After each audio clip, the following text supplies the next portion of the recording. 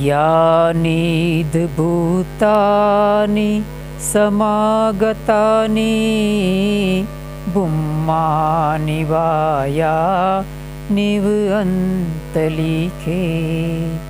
तथागतं देव मनुस्सपूजितं बुद्धं नमसाम सुवतिहोतो धम्मं नमसाम सुवतिहोतो संघं नमसाम सुवतिहोतो।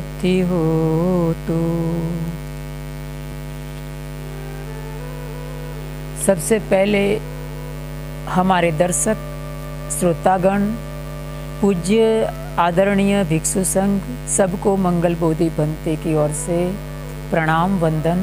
हमारी चैनल को देख रहे सभी श्रद्धावान उपासक उपासिकाओं को खूब खूब मंगल मैत्री। बात है वैशाली नगरी की। एक समय था जब वैशाली नगरी में दुष्काल, अमनुष्यों का उपद्रव और अकाल पड़ा था। उस कारण से वैशाली नगरी में लोग त्राहिमाम हो चुके थे। एक तो दुष्काल की वजह से लोग त्राहिमाम थे, दूसरी तरफ बहुत लोग दुष्काल के कारण मृत्यु के अधीन हो चुके, तो अमनुष्यों का उपद्रव बढ़ गया और तीसरी तरफ एक महामारी फैल गई। तीन उपद्रव के कारण पूरी वैशाली नगरी त्रस्त थी।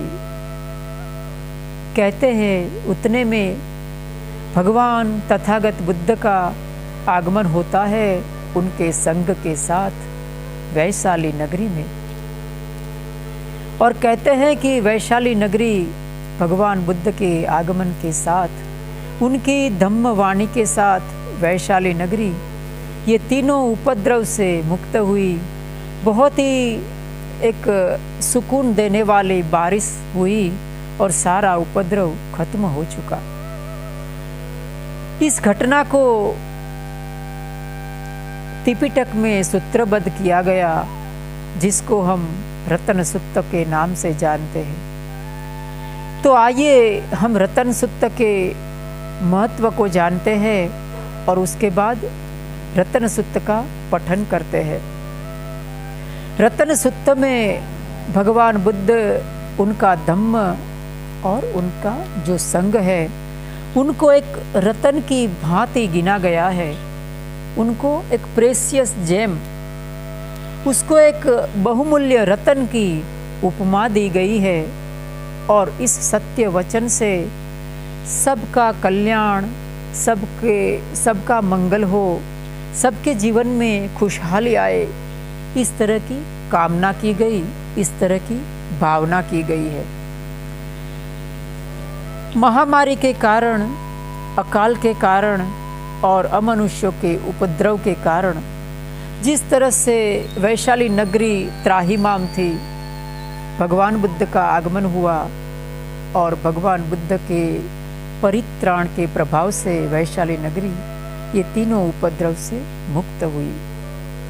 तो भगवान बुद्ध ने रतन सूत्र में जो अमनुष्य है, अमनुष्यों का जगत है, उसको आह्वान करके कहा कि तुम सब लोगों को मनुष्यों के प्रति करुणावान रहना चाहिए, उनके साथ ऐसा दुर्व्यवहार नहीं करना चाहिए। दूसरी तरफ भगवान बुद्ध का उन्होंने जो सम्यक संबुद्धत्व की प्राप्ति की, उन्होंने जो निर्वाण का अनुभव किया, वो एक अमूल्य घटना थी, वो एक असाधारण घटना थी। महासमुद्रो पठवी पबतो अनिलो पीच उपमाय न युजन्ते सत्थुवर मुत्या। उन्होंने जो सम्यक संबुद्धत्व की प्राप्ति की ना, उनको हम किसी की उपमा नहीं दे सकते। तो भगवान बुद्ध ने जो निर्वाण का अनुभव किया, उनको एक अमूल्य रतन की मिसाल दी। इस सत्य वचन के प्रताप से, इस सत्य वचन के प्रभाव से सबका मंगल हो, सब के जीवन में खुशहाली आए। आगे कहा गया कि धम्म जो रतन है, आर्य अष्टांगिक मार्ग है, वो रतनों में रतन है, अमूल्य रतन है। उसके प्रभाव से सबका मंगल हो, सबके जीवन में खुशहाली आए। आगे कहते हैं भगवान बुद्ध कि जो आर्य अष्टांग पुद्गल है, जो 4 युगल है, किसको भगवान ने 4 युगल कहा है? भगवान बुद्ध ने जो निर्वाणिक मार्ग है, निर्वाण का मार्ग है, पटिपदा है, उसके प्रताप से इंसान 4 मुक्ति के 4 सोपान सर करता है। और ये 4 सोपान जो सर करता है उसको हम 8 विभाग में बांट सकते हैं। उसको आर्य अष्टपुद्गल कहा। एक तो सोत्तापन है, स्रगतागामी है, अनागामी है और अरहंत है। जो सोत्तापन है उसके 2 भाग किए गए, एक तो फलगामी है, दूसरा मार्गगामी है। उसी तरह स्रगदागामी में भी एक फलगामी है, दूसरा मार्गगामी है। उसी तरह अनागामी और अरहंत में भी एक फलगामी है, दूसरा मार्गगामी है। तो उसी तरह उसको 4 युगल कहा गया कि अरहंत के 2, स्रगदागामी के 2 और अनागामी और अरहंत के 2, ये सब मिलकर जो आर्य अष्टपुद्गल है उनको दक्षिणा देना बड़ा ही पुण्यशाली है और बड़ा ही भाग्यशाली का, वो भाग्यशाली का काम है। उनसे हमारी पुण्य पारमी बढ़ती है। ये पुग्गला 8 पसत्था चत्तारी एतानी युगानी होन्ति दे दक्षिणीया सुगतस्स सावका एतेषु दिन्नानि महाफलानि। ये एक महाफल का कारण बनता है। तो आगे सुत्त में एक सोत्तापन का क्या गुण होते हैं, हम सोत्तापन किसको कहते हैं, उसका वर्णन दिया गया है। कहा गया कि जिस तरह से जमीन में गहराई में गाड़ा हुआ एक खिल्ला हवा के झोंकों से, प्रबल हवा से जैसे कंपित नहीं होता है, वैसे ही एक व्यक्ति जिसने 4 आर्य सत्य का अच्छी तरह से भावना की हो, जिसने 4 आर्य सत्य को अच्छी तरह से भावित किया हो, वो व्यक्ति कंपित नहीं होता इस सांसारिक दुनिया से। उसको गाथाबद्ध किया गया रतन सुत्त में, यथिंद खीलो पठविम सितोसिया चतुभि वाते ही असंप कंपियो। वो कंपित नहीं होता है। कौन कंपित नहीं होता? जिसने 4 आर्य सत्य को अच्छी तरह से भावित किया है। आगे कहा गया कि रतन सुत्त में कि जिसने 4 आर्य सत्य को अच्छी तरह से भावित किया है, वो व्यक्ति अगर थोड़ा सा भी इधर उधर का मन वचन कर्म से अगर कोई गलती करता भी है, वो लापरवाह हो भी जाता है, तो भी उसकी 8वां जन्म नहीं होता है। ये आर्य सच्चानी विभावयन्ति गंभीर पय्येन सुदेशितानि किंचा पीते होन्ति भुसप्प मत्ता न ते अठमम भवम आदियंती, अर्थात वो 8वें भव को वो किसी भी तरह से उसका 8वां जन्म नहीं होता, वो 7 जन्म में मुक्त हो जाता है। इसको कहते हैं सोत्तापन। सोत्तापन के वर्णन में आगे कहते हैं कि जो सोत्तापन बन जाता है, जो व्यक्ति 7 जन्म के अंदर मुक्त निर्वाण का कर्म का बंधन करता है, वो व्यक्ति 3 बंधनों से मुक्त हो जाता है। कौन से वो 3 बंधन है? कहते हैं कि सक्काय दिट्ठी, विचिकित्सा और शीलबत परामर्श। पाली भाषा है, तो आइए उसको हम जानते हैं कि ये 3 कर्मबंध कौन से हैं। पहले कहा सक्काय दिट्ठी। हम जानते हैं कि भगवान बुद्ध ने आत्मा के बारे में उल्लेख नहीं किया है। तो जो व्यक्ति श्रोतापन है, 7 जन्म में जिसने निर्वाणिक मुक्ति का बंधन बनाया है, वो व्यक्ति सक्काय दिट्ठी से मुक्त हो जाता है। कहीं पर वो बाहर और भीतरी दुनिया में वो कहीं पर भी आत्मा है, मैं आत्मा हूँ या आत्मा मेरा है, इस तरह के बंधन से वो मुक्त हो जाता है। दूसरी जगह कहा विचिकित्सा। विचिकित्सा पाली शब्द है, अर्थात संशय है, शंका संशय। धम्म के प्रति, पटिपदा के प्रति, बुद्ध के प्रति उनके मन में कोई शंका संशय नहीं रहता है। किस में नहीं रहता? जो श्रोतापन हो जाता है। आगे कहा गया कि जो श्रोतापन का मार्गगामी होता है, वो व्यक्ति शील व्रत के बंधन से भी मुक्त हो जाता है। शील व्रत का अर्थ होता है कि जैसे किसी भी शील के प्रति बहुत ज़्यादा अटैच हो जाना, किसी भी तरह के शील के प्रति बहुत ही ज़्यादा राग युक्त हो जाना कि इस शील के पालन के बगैर कुछ नहीं हो सकता, मानी शील का करना ही है, मुझे पालन करना ही है। इस तरह का बंधन से श्रोतापन व्यक्ति मुक्त हो जाता है। सहवस दसन संपदाय तयस्सु धम्मा जहिता भवन्ति सक्काय दिट्ठी विचिकित्सि तैज शीलबतम वापि यदत्ति कीजी। इस तरह से श्रोतापन व्यक्ति शीलवत परामर्श, सत्काय दिट्ठी और विचिकित्सा है पूर्णतः मुक्त हो जाता है।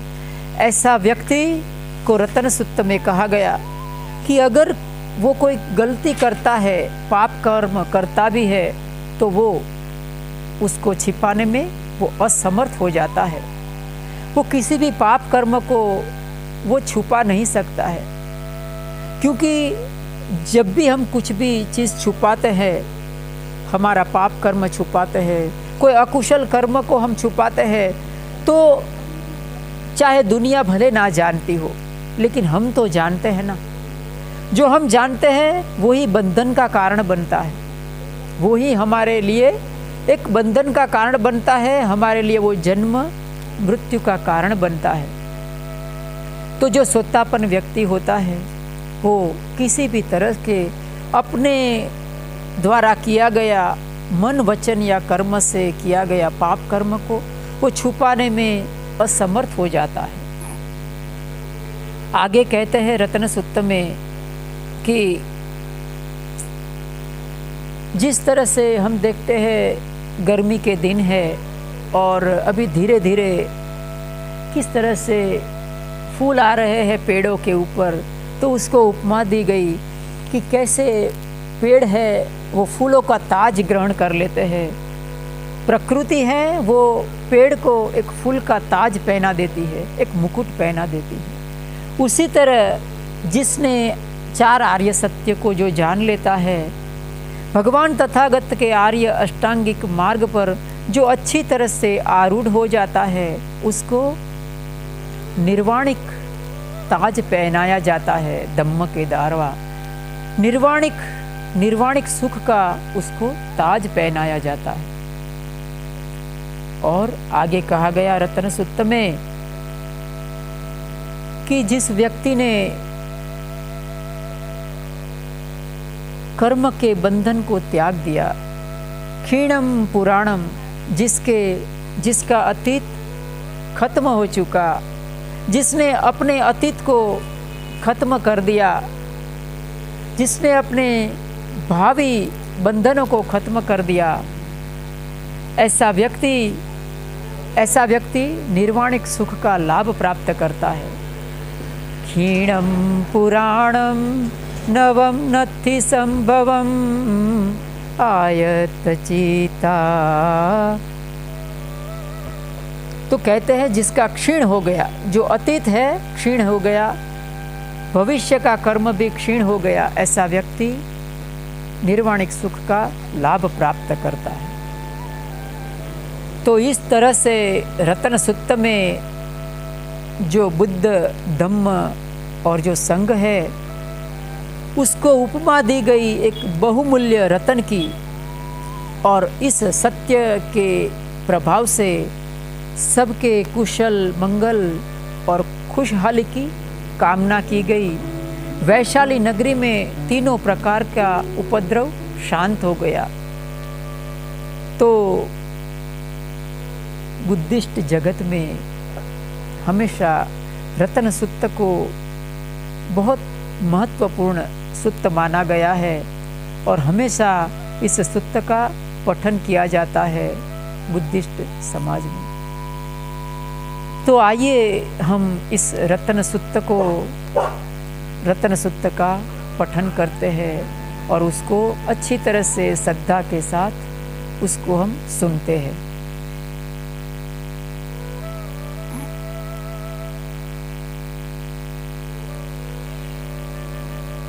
नमो तस् भगवतो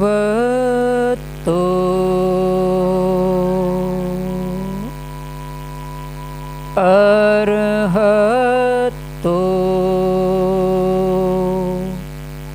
सम्मा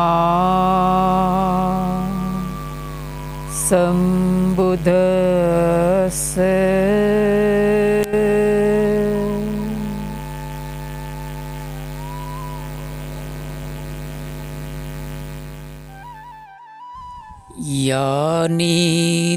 यानीद्भूतानि समागतानि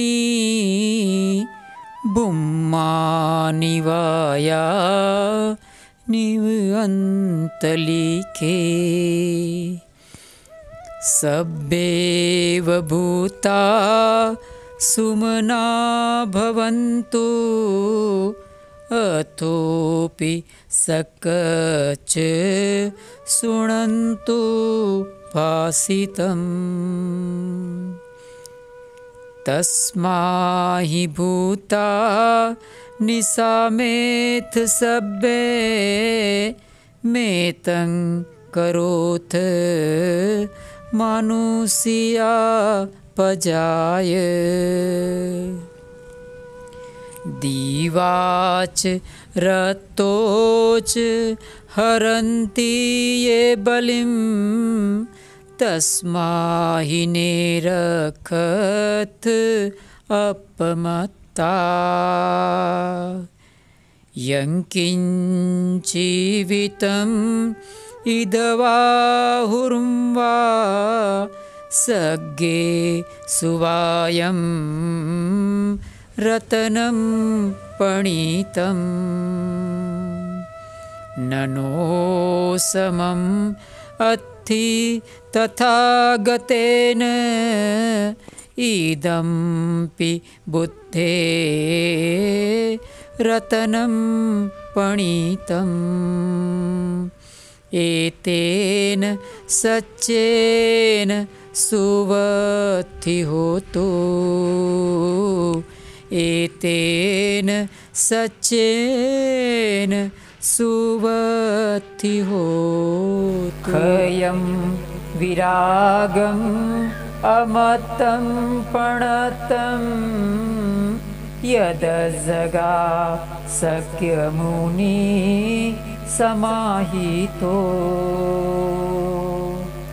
न तेन धम्मेन समर्थि किञ्चि इदं पिदं मे रत्नं पणितम् एतेन सच्चेन सुवत्ति होतो एतेन सच्चेन सुवत्ति होतो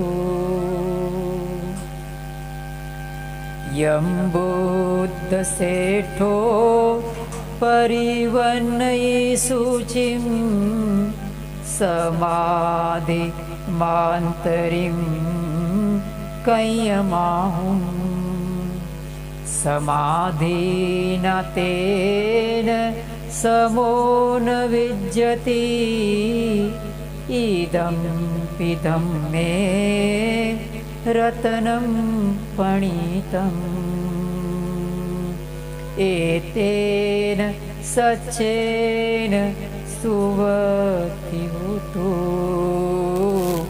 एतेन सच्चेन सुवत्ति होतो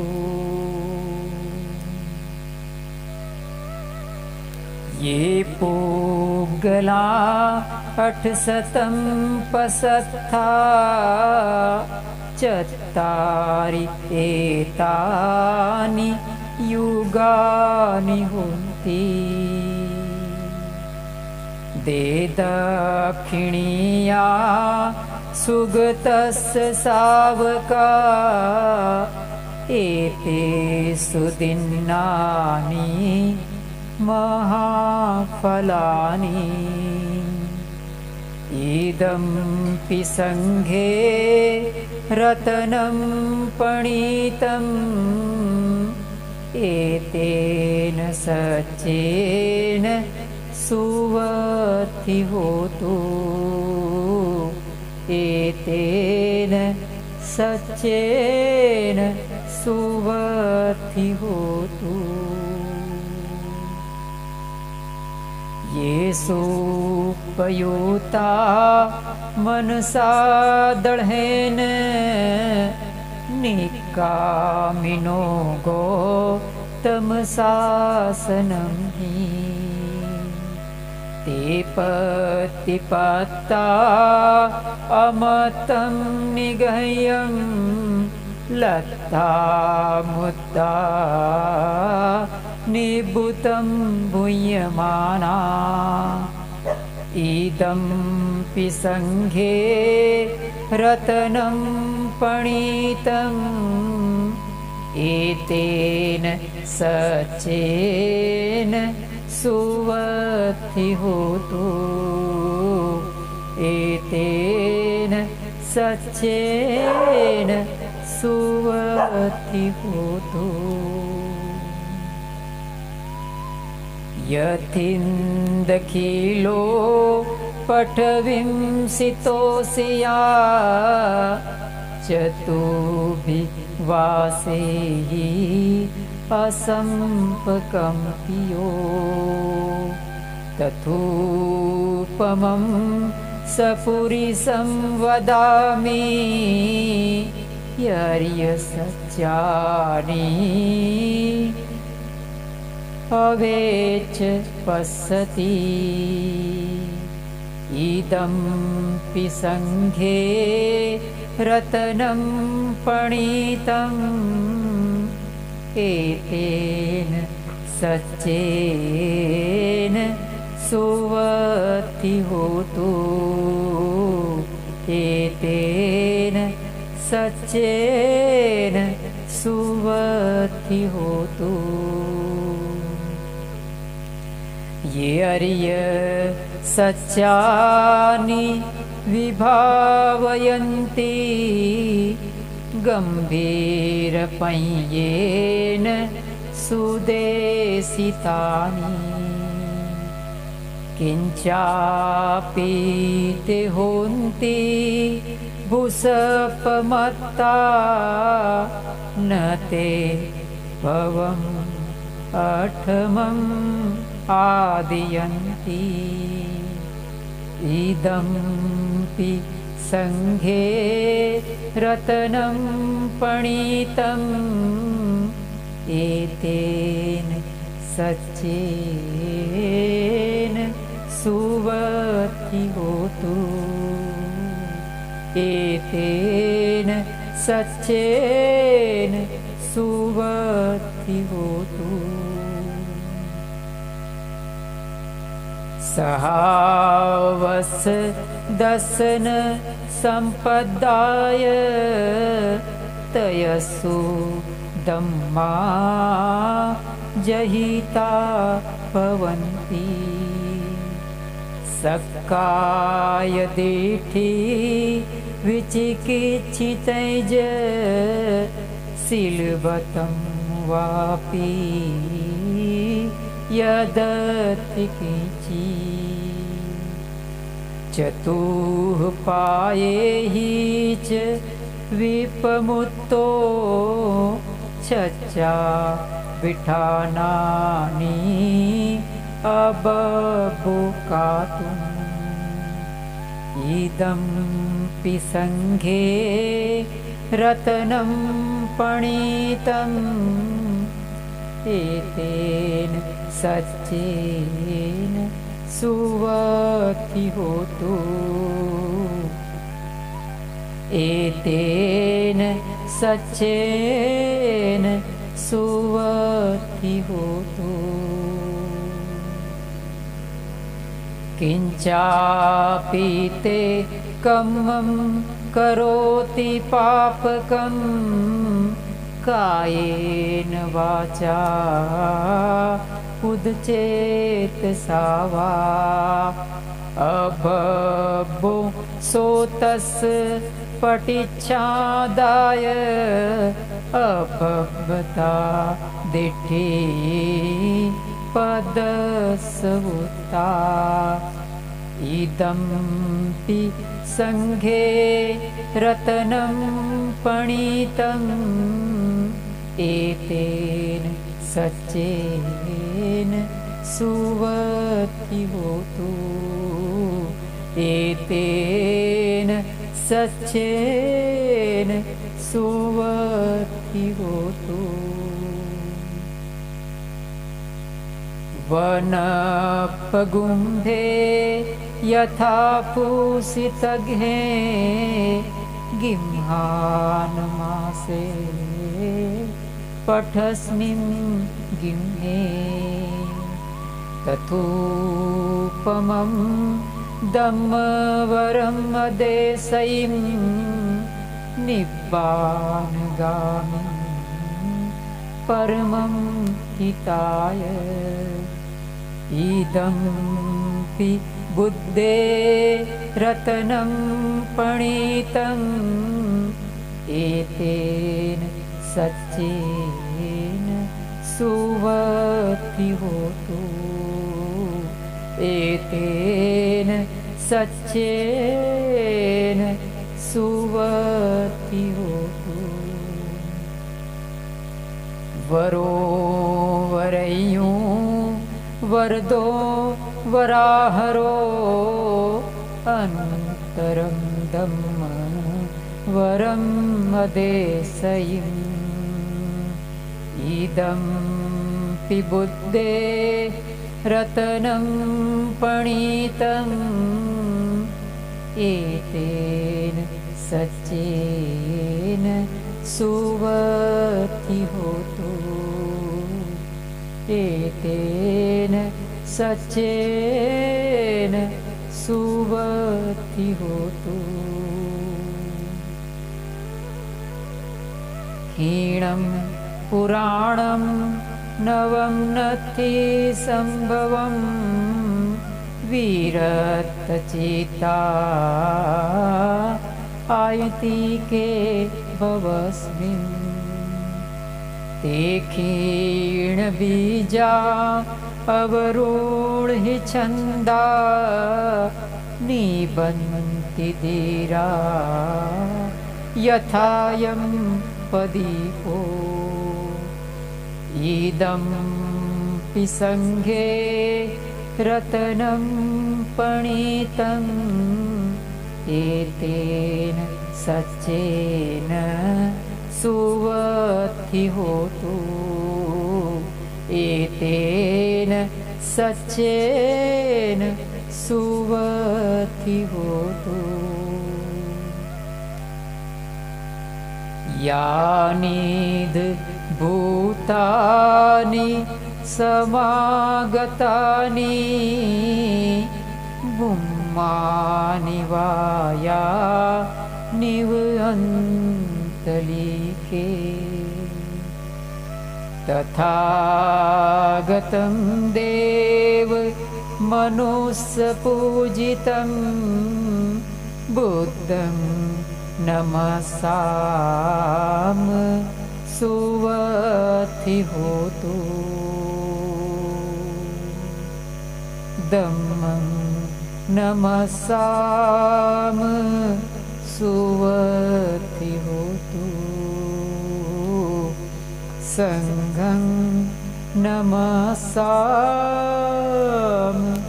सुवत्ति होतु एतेन सच्चवज्जेन सोत्थिते होतु सर्वदा एतेन सच्चवज्जेन सब दुखा भयाशोका रोगा सब उपद्रवा अंतराया सब विनशन्तु एतेन सच्चवज्जेन भवतु सब मंगलम् भवतु सब मंगलम्।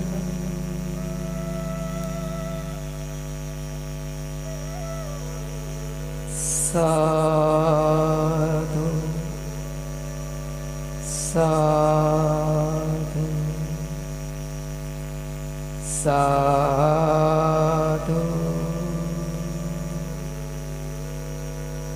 मंगल हो मंगल हो।